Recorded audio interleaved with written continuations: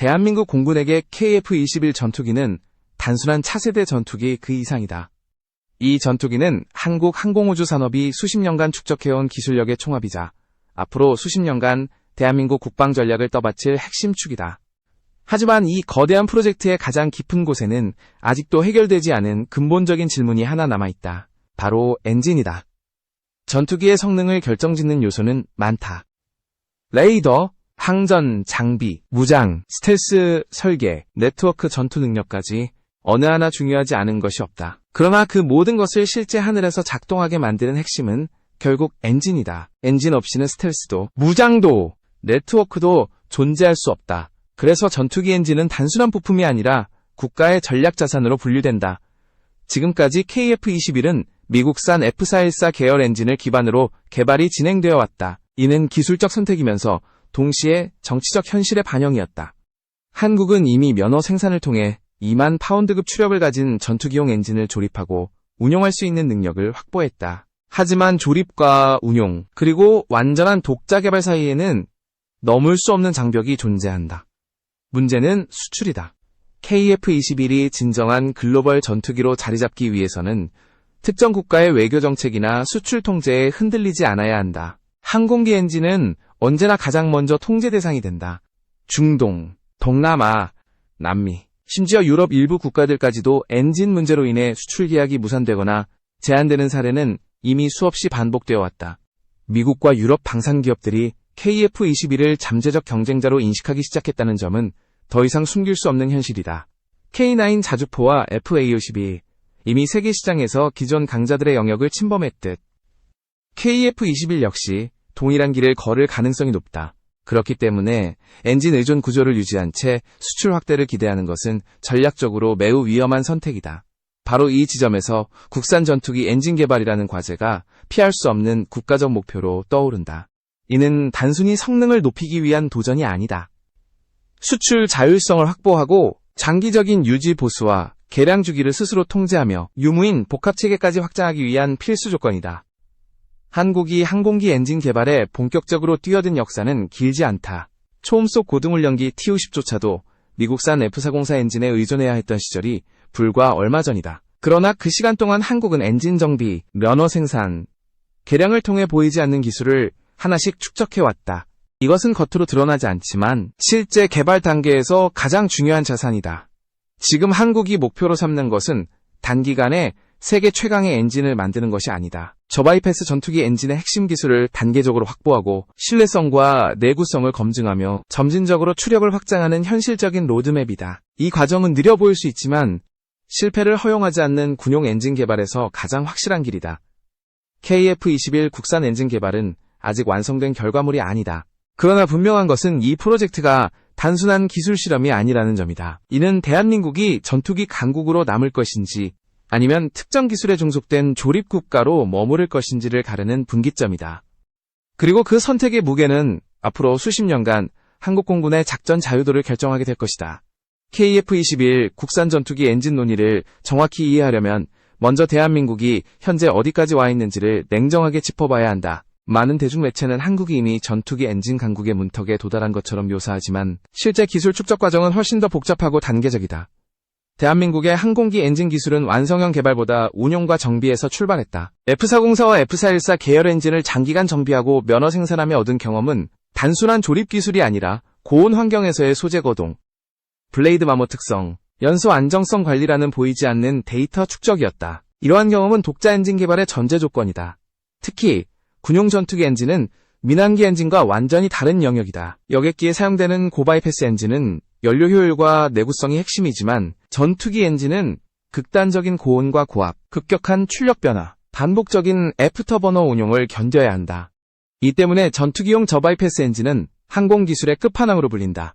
한국은 아직 완전한 전투기용 저바이패스 엔진을 독자 설계해 실전 배치한 국가는 아니다. 하지만 중요한 변화는 이미 시작되었다. 소형 무인기용 터보팬과 터보프롭 엔진 개발을 통해 연소기 설계, 압축기, 블레이드 형상, 고온 소재, 코팅 기술에 대한 실증 경험을 축적하고 있다. 이는 전투기 엔진으로 가는 필수적인 중간 단계다. 무인기 엔진 개발은 단순한 우회로가 아니다.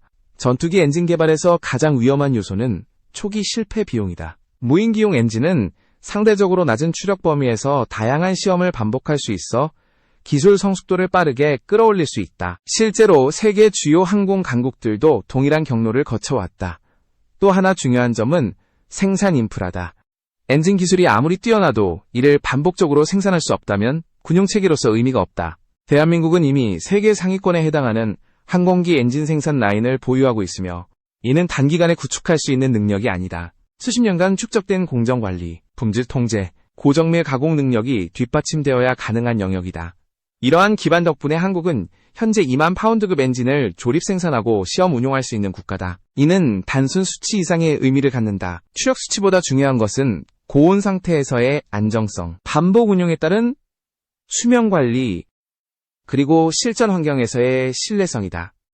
이 영역에서 한국은 이미 상당한 수준의 데이터를 확보한 상태다. 외부에서는 종종 한국의 엔진 개발 속도가 느리다고 평가한다. 그러나 항공기 엔진 개발에서 속도는 결코 미덕이 아니다. 영국과 프랑스 같은 전통적인 항공, 강국조차 새로운 엔진 개발 과정에서 수차례 실패를 경험했다. 한국이 신중한 접근을 택하는 이유는 단순하다. 실패 비용을 감당할 수 없기 때문이다. 결국 현재 대한민국의 위치는 불완전하지만 분명한 방향성을 가진 단계라고 할 수 있다. 독자 전투기 엔진을 당장 실전 배치하는 수준은 아니지만 그에 필요한 기술 요소를 하나씩 분해해 확보하고 있다. 이 점을 이해하지 못하면 KF-21 국산 엔진 논의는 과장이나 오해로 흐르기 쉽다. 지금의 한국은 엔진 강국도 엔진 후진국도 아니다. 중요한 것은 이미 돌아갈 수 없는 지점을 지났다는 사실이다. 무인기 엔진, 면허 생산 인프라라는 세 개의 축이 맞물리며 전투기 엔진 개발로 이어지는 길은 분명하게 열려 있다. KF-21 전투기를 논할 때 엔진 문제는 언제나 F414에서 출발한다. 이 엔진은 단순히 임시 선택지가 아니라 KF-21 개발 단계에서 현실적으로 선택할 수 있는 최적의 해법이었다. 그러나 동시에 이 선택은 한국 항공 기술의 현재 한계를 명확하게 드러내는 기준점이기도 하다. F414는 이미 실전에서 충분히 검증된 전투기용 저바이패스 터보팬 엔진이다. 안정성, 신뢰성, 유지 보수성 측면에서 세계 최상급 평가를 받으며 슈퍼호넷을 비롯한 다수의 실전 기체에서 운용되고 있다. KF-21이 초도 양산 단계까지 안정적으로 도달할 수 있었던 배경에는 이 검증된 엔진의 존재가 컸다.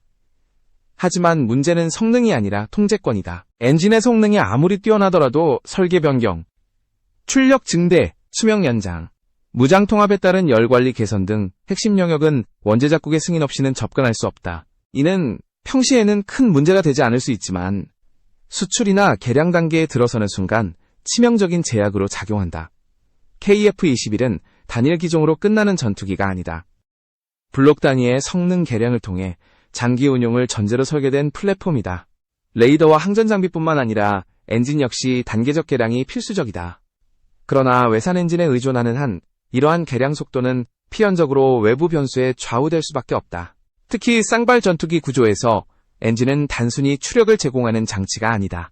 생존성과 직결된다. 한쪽 엔진이 손상되었을 때의 비상 운용 능력, 고기동 상황에서의 추력 배분, 열신호 관리까지 모두 엔진 설계와 직결된 요소다. 이 영역에서 독자 설계 능력은 곧 전투기 운용 철학을 의미한다. 일부에서는 F414 면허 생산 경험만으로도 충분하다고 주장한다. 하지만 면허 생산은 어디까지나 정해진 설계를 정확하게 재현하는 과정이다. 이는 기술 습득의 한 단계일 뿐 설계 주도권을 확보했다는 의미는 아니다. 진정한 의미의 독자 엔진 개발은 연소기 구조, 압축기 단계의 구성, 터빈 냉각 방식까지 모두 스스로 결정할 수 있어야 한다. KF-21 국산 엔진 개발이 당장 블록 1이나 블록 2에 적용되지 않는 이유도 여기에 있다. 성능 부족이 아니라 신뢰성 때문이다. 군용 전투기 엔진은 실험실에서 성공했다고 끝나는 기술이 아니다. 수천 시간의 운용 데이터를 통해 고장 확률을 통제할 수 있어야만 실전 배치가 가능하다. 이 때문에 한국은 현재 외산 엔진을 기반으로 안정적인 전력화를 진행하면서 동시에 별도의 트랙에서 독자 엔진 기술을 축적하는 이중 전략을 선택했다. 이는 가장 느려 보이지만 가장 실패 가능성이 낮은 선택이다. 엔진 개발 실패는 단순한 연구 중단이 아니라 전투기 전체 사업의 신뢰도를 무너뜨릴 수 있기 때문이다. KF-21은 지금 이 순간에도 시험 비행과 데이터 축적을 통해 점점 성숙해지고 있다. 이 과정에서 얻어지는 비행 데이터는 향후 국산 엔진 개발에 그대로 활용될 수 있다. 기체와 엔진을 동시에 이해하는 경험은 외부에서 구매할 수 없는 자산이다. 결국 F414는 KF-21의 한계이자 동시에 디딤돌이다. 이 엔진을 통해 한국은 전투기 운용국가에서 전투기 개발국가로 이동했다. 다음 단계는 분명하다. 엔진을 포함한 핵심 요소를 스스로 통제할 수 있는 전투기 강국으로 나아가는 것이다. 그리고 그 과정은 이미 시작되었다. 국산 전투기 엔진 논의에서 무인기 엔진 개발은 종종 부차적인 이야기처럼 취급된다. 그러나 실제로는 이 영역이야말로 대한민국이 가장 현실적으로 접근할 수 있는 돌파구다. 전투기 엔진이 단번에 완성될 수 없는 이유는 추력보다 신뢰성과 수명 관리에 있다. 무인기 엔진은 이 두 가지를 단계적으로 검증할 수 있는 최적의 시험 무대다. 무인기용 엔진은 상대적으로 낮은 추력 범위에서 시작하지만 요구 조건은 결코 단순하지 않다. 장시간 채공, 연속 운용, 고온 환경에서의 안정성, 반복 시동과 정지에 따른 내구성까지 모두 충족해야 한다. 특히 군용 무인기는 민수용과 달리 극한 환경에서의 신뢰성이 절대적인 기준이 된다. 대한민국은 이미 무인기 엔진 개발을 통해 연소 안정화 기술과 고온 소재 적용 경험을 축적하고 있다. 이 과정에서 중요한 것은 단일 성능 수치가 아니라 운용 데이터다. 엔진이 어느 구간에서 열 스트레스를 받는지, 장시간 운용 시 어떤 부품에서 피로 누적이 발생하는지에 대한 데이터는 전투기 엔진 개발로 직결된다. 무인기 엔진 개발이 중요한 또 다른 이유는 실패 비용이다. 전투기 엔진은 단 한 번의 중대한 결함으로도 전체 사업이 흔들릴 수 있다. 반면 무인기 엔진은 다양한 시제기와 시험 플랫폼을 통해 반복 검증이 가능하다. 이는 기술 성숙도를 빠르게 끌어올리는 데 결정적인 역할을 한다. 일부에서는 무인기 엔진과 전투기 엔진을 전혀 다른 영역으로 보기도 한다. 그러나 실제 개발 과정에서는 핵심 기술이 상당 부분 공유된다. 압축기 설계, 터빈 블레이드 냉각, 연소 효율 관리, 진동 제어 기술은 추력 규모가 달라져도 동일한 원리가 적용된다. 무인기 엔진에서 확보한 기술은 그대로 확장될 수 있다. 또 하나 주목해야 할 점은 유무인 복합 체계다. KF-21과 같은 유인 전투기가 무인기와 편대 운용을 하게 될 경우 엔진 운용 철학 역시 달라진다. 무인기는 고기동보다는 안정적인 추력 유지와 신뢰성이 우선된다. 이러한 특성은 국산 엔진이 처음 실전 환경에 투입되기에 적합한 조건을 제공한다. 대한민국이 무인기 엔진 개발을 병행하는 이유는 명확하다. 전투기 엔진 개발로 가는 가장 안전한 경로이기 때문이다. 이 과정은 외부에 과장되게 보일 필요도 성급한 성과를 내세울 필요도 없다. 중요한 것은 실패하지 않는 축적이다. 현재 한국의 무인기 엔진 개발은 공개된 범위 내에서 단계적 실증을 거치고 있다. 시험 결과는 즉각적인 실전 배치보다는 기술 데이터 확보에 초점이 맞춰져 있다. 이는 단기 성과보다 장기적인 전투기 엔진 자립을 염두에 둔 전략적 선택이다.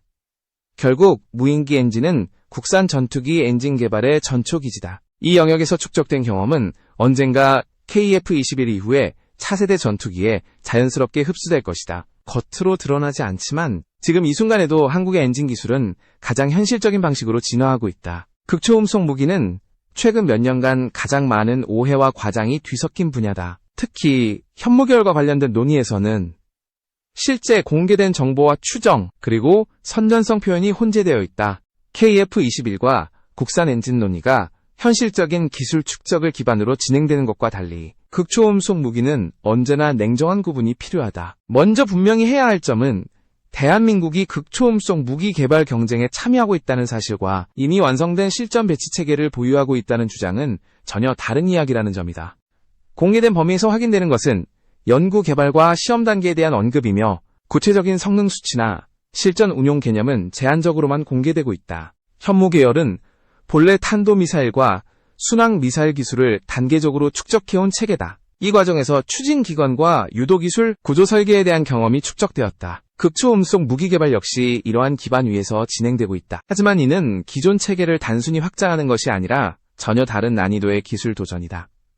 극초음속 영역에서 가장 중요한 요소는 속도 자체가 아니라 제어다. 마하 수치가 높아질수록 공기 마찰로 인한 열 발생은 기하급수적으로 증가한다. 이 열을 견디면서도 유도 오차를 통제하고 구조적 안정성을 유지하는 것이 핵심 과제다.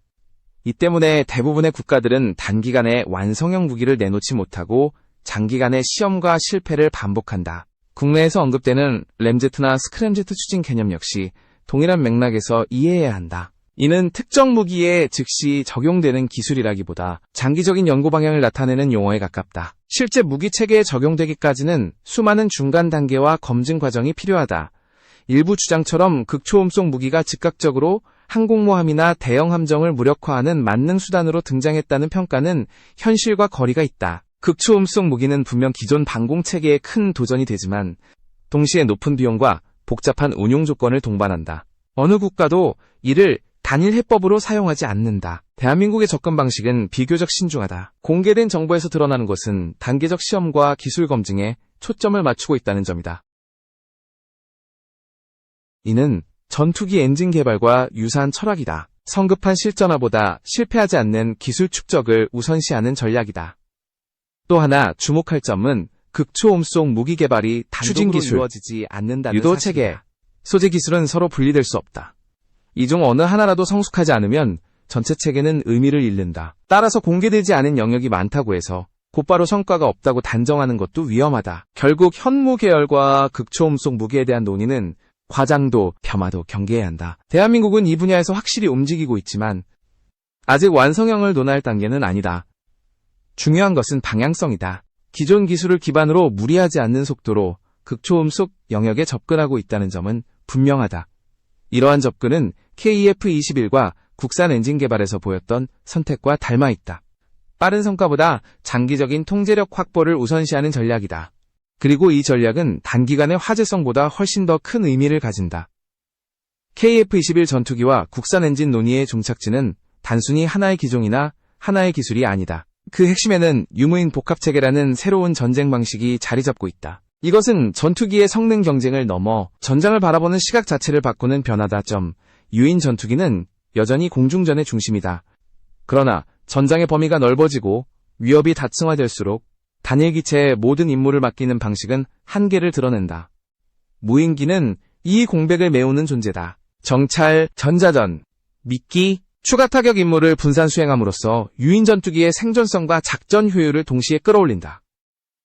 KF-21은 처음부터 이러한 운용 개념을 염두에 두고 설계된 플랫폼이다. 단순히 혼자 싸우는 전투기가 아니라 네트워크의 중심에서 다수의 무인 자산을 통제하는 지휘 노드로 기능한다. 이때 엔진의 역할은 더욱 중요해진다. 안정적인 출력과 높은 신뢰성은 복합체계 운용의 전제 조건이다. 국산 엔진 개발이 갖는 진정한 의미는 여기서 드러난다. 엔진을 스스로 통제할 수 있다는 것은 기체 성능 개량뿐만 아니라 운용 개념까지 자율적으로 설계할 수 있다는 뜻이다. 무인기와의 협동 비행, 장시간 채공 임무, 다양한 무장조합에 따른 열 관리까지 모두 엔진 기술과 직결된다. 또 하나 중요한 요소는 지속성이다. 전투기는 단기간에 완성되는 무기가 아니다. 수십 년간 운용되며 끊임없이 개량된다. 외산 기술에 의존할 경우 이러한 개량 속도와 방향은 항상 외부 변수의 영향을 받는다. 반면 국산화는 느릴 수 있지만 장기적인 자유도를 확보한다. KF-21을 둘러싼 엔진, 무인기, 극초음속 기술 논의는 모두 하나의 흐름으로 연결된다. 그것은 대한민국이 더 이상 특정 기술의 수입국에 머무르지 않겠다는 선택이다. 이 선택은 비용도 크고 시간도 오래 걸린다. 그러나 한번 방향을 잡으면 되돌릴 수 없는 길이기도 하다. 지금의 한국은 모든 답을 가지고 있지는 않다. 하지만 중요한 질문을 정확히 던지고 있다. 무엇을 외부에 맡기고 무엇을 스스로 책임질 것인가에 대한 질문이다. 엔진은 그 질문의 중심에 있다. 전투기의 심장을 스스로 만들 수 있는 국가만이 진정한 항공 강국으로 남을 수 있다.